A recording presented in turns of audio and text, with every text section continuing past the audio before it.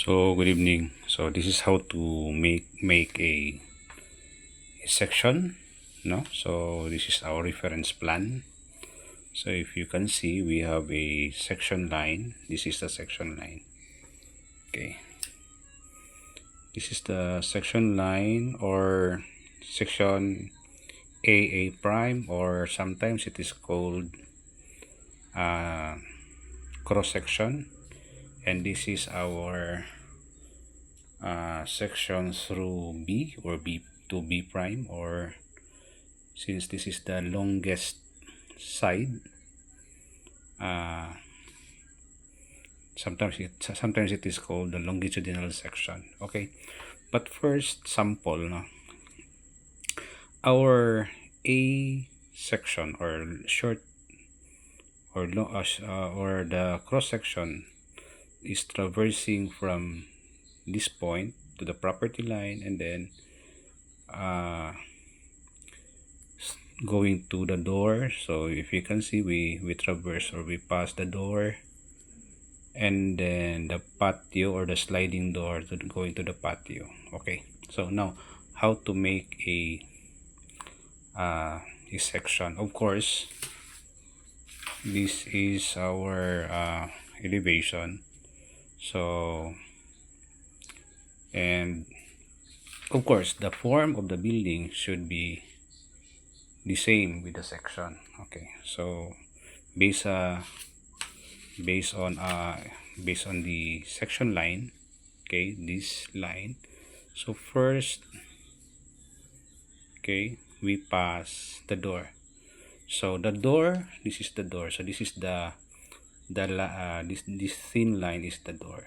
Okay, so if you can see, we have the boulder lines. So meaning this is above the door. So this is the cut portion. Okay, and the roof eaves going to the truss, no, and then here. So these are the cut section. This the hatch portion.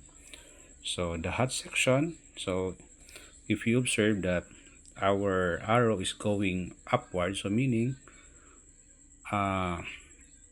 all portions, no, or design from this point going towards upward should be shown in the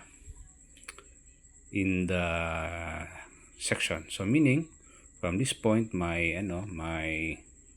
kitchen. So we should you draw the kitchen. Okay, so of course my this is the hallway, so this is also the hallway.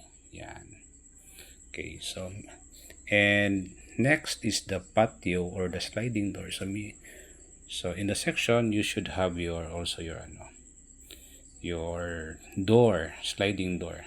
Okay, and these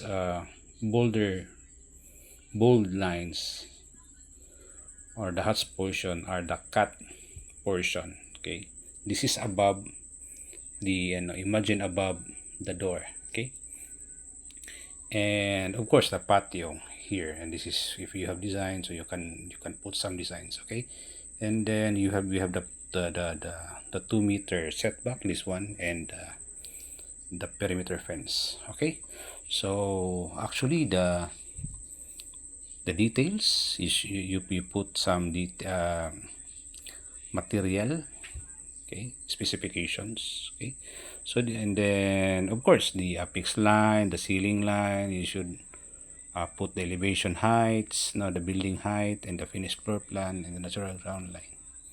Okay, and then of course the natural ground line, and then you have to label section through AA, or it is sometimes it is called cross sectional or cross section. Okay, of course the scale. So ang scale, no units, it is a ratio, so meaning it is unit less. Okay, so that's all for today. Thank you.